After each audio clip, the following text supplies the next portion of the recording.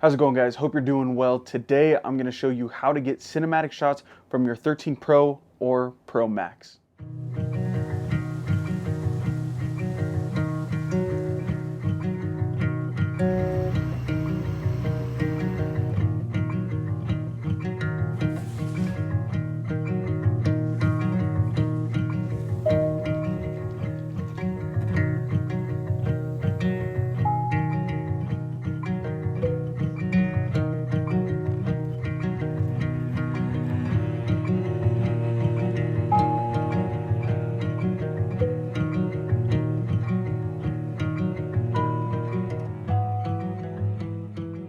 To start off, I gotta say I was actually really impressed with the quality of the iPhone video. It actually did a lot better than I thought it would. I would even go as far to say that it's probably better than my EOS R.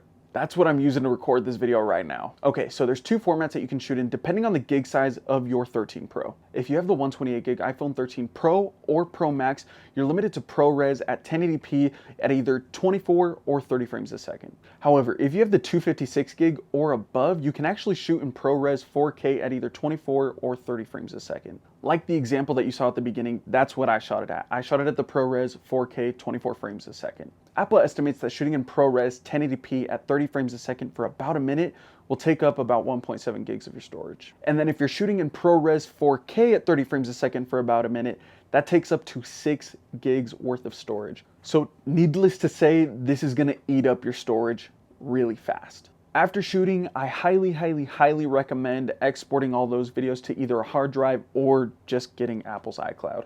Now that we've covered our bases, let's get into how to get that beautiful cinematic shot out of your iPhone. This is going to require that you download Filmic Pro, which is about $15, but before you leave the video, let me tell you, it is well worth the money. Filmic Pro gives you all the manual control that you need to get those beautiful professional looking shots. You'll have access to most manual settings such as shutter speed, ISO, and white balance, so on and so forth, but the one thing that you don't have access to, and I'm not sure if this is an iPhone issue or if this is an app issue, you just don't have access to the aperture. That's a huge bummer for me because I really like to be able to adjust my aperture settings to get really soft bokeh or be able to make the image sharp. But honestly, not really a huge deal, granted that the pictures did turn out really good. And this isn't required for the cinematic shots, but highly recommended, the DJI OM5. I still have the Osmo 3 and I love it.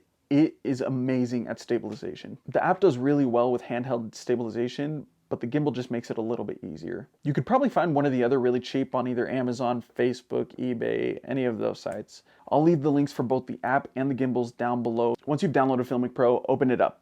It's gonna ask you a series of questions to see if it can gain access to the microphone, camera, those kinds of things, just so that it can work properly. Now that you're into the app, let's talk about settings. To get my exact cinematic shots, I shot at 4K 24 frames a second with a crop factor of 2.39 to 1. With the wide angle lens, that gave me a resolution of 3840 to 1606. The reason I used that lens was because it gave me that really cool anamorphic look. You know, the one that you see in movies. Honestly, it just looks saucy in my professional opinion. Here's a better outline of what my settings looked like on my phone while I was shooting my video. Capture frame rate, 24 frames a second. Crop, 2.39 to 1. Resolution 4K ProRes 709. Data rate 422 HQ. Stabilization standard. Grid on. Now, if you have the 128 gig, your settings might look a little bit different, and so this is what I drew out. It might look something like this. Capture frame rate 24 frames a second. Crop 2.39 to 1. Resolution 1080p ProRes 709. Data rate 422 HQ. Stabilization standard. Grid on. As far as the shutter speed and the ISO count are concerned, a good rule of thumb is to double the shutter speed to what your frames per second is. So if your frames per second are 24 frames a second, you want to have the shutter at 48 or closest to. And depending on lighting conditions, you would want to have the ISO between 100 ISO and 400 ISO. These are my tips to getting the best images out of your iPhone 13 Pro. If you think I should film a full client video with just my iPhone 13 Pro, let me know in the comments down below. And as always, thank you for watching. If you could leave a like and subscribe, that would be so appreciated. Thanks guys, see ya.